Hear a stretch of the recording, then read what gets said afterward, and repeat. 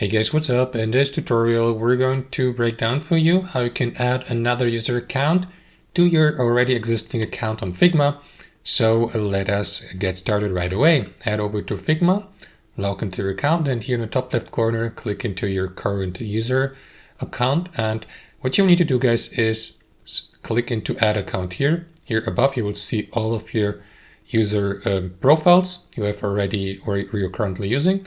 So you can add more accounts of course to your Figma account here, and yeah, you may do that by clicking onto that button here. And after that, Figma will ask you, for example, to log in with another Google or Gmail account. So make sure that you're logged in with your Google or Gmail account and click into this button here.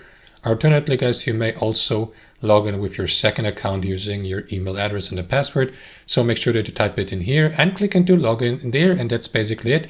After that, you will see that second account listed here in the top left corner so that you may switch from one to the other, guys. So that's basically it. Thanks for watching and have a wonderful day.